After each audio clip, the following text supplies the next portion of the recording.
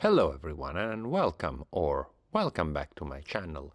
As promised, in this video I'm gonna talk to you about Zebralette3 and more specifically about using its oscillator, well, the only thing it has somehow, in additive mode. Let's go see what's what. And if you're wondering why do I have here Serum 2 if I'm supposed to be talking about Zebralette3, you might have a point, but I also have a point. I'm here to talk to you about, its wavetable editor, because, you think, am I not doing additive synthesis already here if I'm using this one or, the one in Vital or the one in Faceplant or many others? Well, if you know what a note is, and I suppose you do, and, well, if you don't, I recommend you do check out, here, I'll put somewhere up there a link to a beautiful piece of music education. It's a video not by me at all, but definitely worth your time. And it's I can make any possible combination of harmonics, which means every frequency which is a multiple of that of this fundamental, which will be determined by the key I might press or not. And so I can decide what's the relative level of all of them. I can decide what's the relative phase, and I can make several waves or the corresponding FFTs. It's just they're the same thing. Here you see a sine wave because I'm only having the fundamental. If I put something else, it's different number of sine waves, nothing more. So I'll get here again another synth to discuss the something which does actual additive synthesis. See here, this, you would agree, doesn't sound that different from a sawtooth, but it is, in the sense that here I'm not generating a waveform or an oscillator with a bunch of harmonics. I'm generating individual sine waves. And this gives me a power which I wouldn't have had if had this been just a simple wavetable synthesizer. See, this knob here, mark ratio, allows me to change the relative position of all harmonics. So there will be multiples, but not going by one, but say here it's 147, and I can go to 5. One harmonic every 5. Or I can go the other way and go below, generating something somehow similar to what I was doing earlier with Zebralette, and here I can go even the other way around, but it's weird. I don't really know exactly how it works. And here there's this clusters which allow me to do something very similar, because not similar, because I can only do it on some of those and say here they're normal, but here I'm getting some clusters of notes to get closer, and if I increase the number of clusters, can have many clusters of a certain number of clusters of harmonics forming, and I can move all these, so I can generate things which are not notes, strictly speaking. So getting back to Zebralette3 and to the sound I welcomed you to this video. Here what I'm doing, I'm using this knob, which is this spectral distortion, which is the only thing in this oscillator that allows me to do this thing, which is the point in using an additive engine in general. It doesn't seem there's consensus on how an additive synth should be made, because the fact of being able of doing this thing is immensely powerful, but also immensely complicated, because in theory saying you could put one by one, it's like here I was playing 256 oscillators which will collapse all together in one. I could go to 1024, but I don't know if my computer will like it.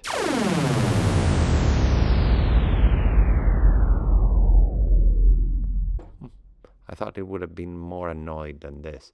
Anyway, this, you see, is one of the things that has the most impact on the CPU, because I'm generating all these harmonics, and I cannot, in pigments, change the shape, the thing if not with that sort of guide filter thing in the middle of it. Here, I can draw whatever shape I want and basically treat it as a wavetable synth.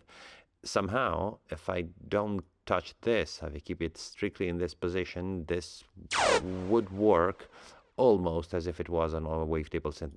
Not here, because of course this is automated and it will just do things. So going from the start, I can make it in additive mode, and I can see what these do. And to make it more understandable, even though we will have to give up some of the interface of the synth, we have here a spectrum analyzer, which will definitely come in handy. So what do we have here? If I have this expansion, I will have them expanding. You know, the distance between harmonics will increase. I can go for compression, which was the one we had, and then that sort of laser fart you heard earlier. But these are just the simplest, because here there's this curve, which is very complicated if you want, because it allows you to determine harmonic by harmonic what happens, which is the one I've been using the most. And then there's these others, harmonic clusters and log clusters, which have here I can choose which type of clusters I want, and then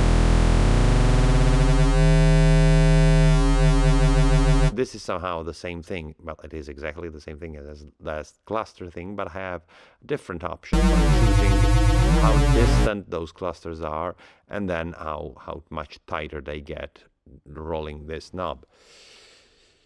And then there's others, there's log clusters, that changes the distance of them, and again we can choose the cluster, and we have a bunch of different possible combinations of harmonics, and we can warp from one to the other, generating all possible alien warped farts or whatever we want. But not only that, really. See, for example, if you go here, even before, you know, while we're using it in log cluster or harmonic clusters, pulling spectral distortion to the max brings us into an organ-like territory that changes significantly here, moving the cluster, and that's definitely, well, something of a with possible uses. And if we go around closer, not exactly to the max, but somehow close, it has this, it also keeps its own charm and usability. But this chaos patterns here is a whole different thing. You know, I remember that I already mentioned this on the channel. I had asked Howard Scar how he made those wavetables in Zebra, you know, the ones with all those apparently random harmonics. And so this is somehow a machine for making it. And, you know, it's not just for random harmonics, it's random harmonic displacements, let's say.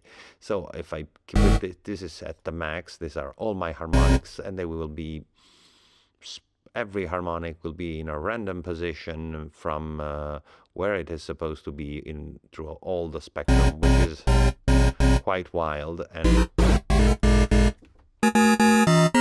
it's hard to get anything sounding really tuned, except the fact that everything will keep having its fundamental, which gives this illusion somehow of being a note, but it sounds just like something messy and noisy.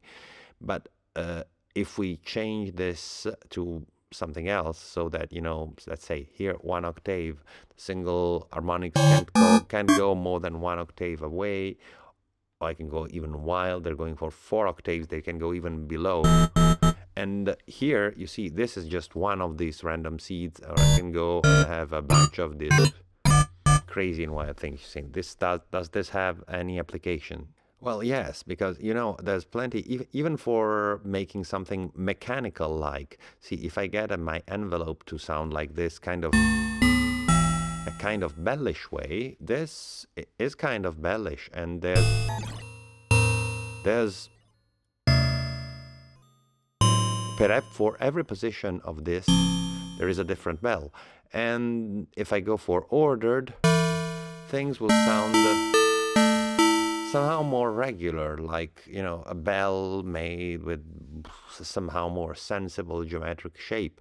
And the same goes for one harmonic. I have to say I don't really understand from the manual what the difference between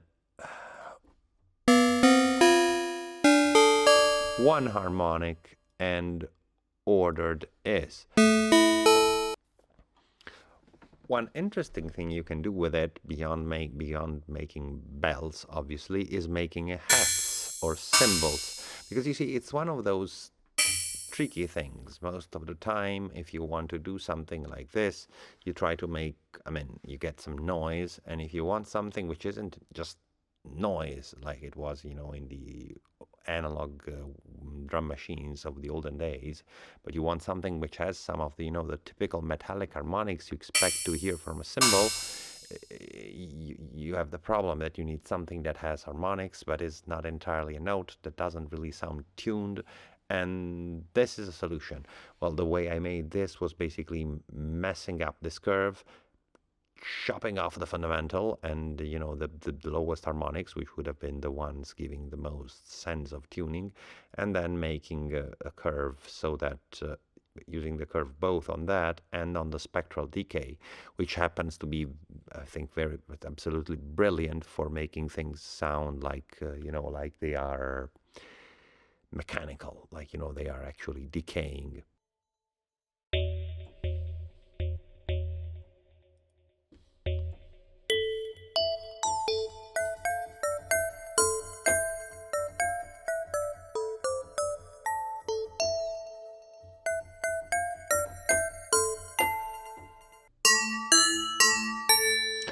In particular, if you paid attention, you might have noticed that I have made several times use of this delta X, which is basically using this one as either a carrier or a modulator in an FM context, and this spectral decay together. And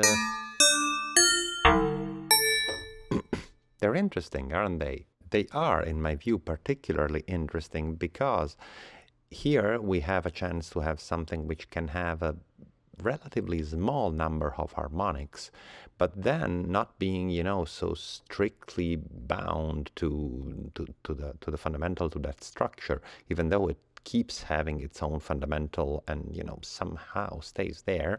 It gives us this, I don't know, I suppose your ears can tell, if I press it very softly, since the distortion here is controlled by the velocity, I have this sound, and for a much harder sound I have higher harmonics, more distortion, and more of this curve distortion applied to it, and still this spectral decay, which is set to the guides, which are not exactly linear, if I guess. So yes, of course, and there's this sort of a comb thing in the spectral decay that helps.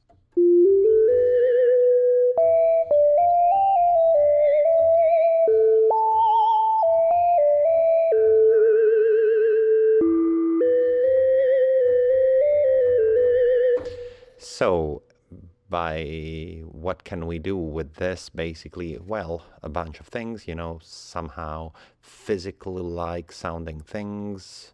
With FM it gets great. We can go and do the most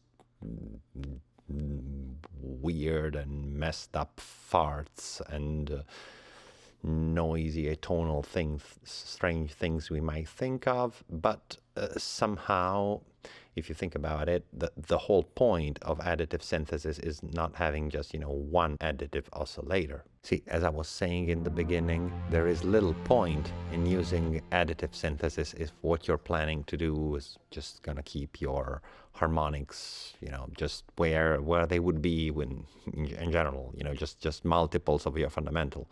So the whole point, if I were using pigments, is to use this to control the ratio, to control the end, to control here all this other stuff, which can help me change the relative position of the harmonics. I mean, this is basically a bunch of possible sort of filters which I can move around and add a lot of possibilities. I can morph one to the other. They add a lot of possibilities. There's this, which is awesome, because you think here I can have the the position of my harmonics in the stereo field be not exactly all in the same place. And here, well, I get that this is one oscillator for Zebralette3, which is what it is, and that comes with being a massively powerful wavetable oscillator, which is the point. It has this amazing things to draw, and I really hope the additive thing grows a bit, because you see there's room somehow, I hope, for other parameters, for things to get more interesting. Like, I know here I have I have spectral distortion, and it is usually somehow unipolar, in the sense that I have that at 0 there is no distortion, while here there is the maximum distortion. It would be nice to have the distortion work in several different cases in a way so that it had, say, a resting position where everything is fine there, and then the distortion that would be could be applied in either a positive or a negative direction.